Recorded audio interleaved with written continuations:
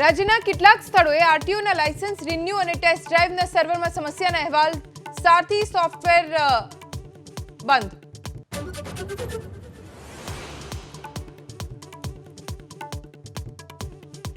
મોરબીના લગદીરપુર રોડ પર કેનાલમાંથી મળ્યા પિતા પુત્રના મૃતદેહ. યુવકે યુવતી સાથે કેનાલમાં ઝંપલાવ્યો હોવાની ચર્ચા. પુત્રને બચાવવા જતા પિતાએ પણ ગુમાવ્યો જીવ.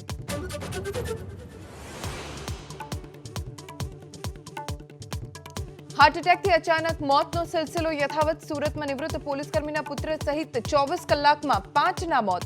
મોરબીના ટંકારામાં ટ્રક ડ્રાઈવર છાતીમાં દુખાવા બાદ મૃત્યુ.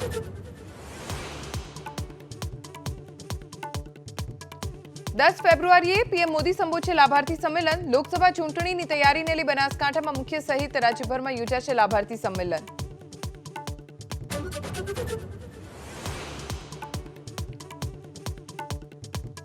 ચૂંટણીને લઈ લોકસભામાં ઉમેદવારી નક્કી કરવા પ્રદેશ કોંગ્રેસ એક્શનમાં. દિલ્હીમાં 9 ફેબ્રુઆરીએ સ્ક્રીનિંગ કમિટીની બેઠકમાં ઉમેદવારો મુદ્દે થશે ચર્ચા.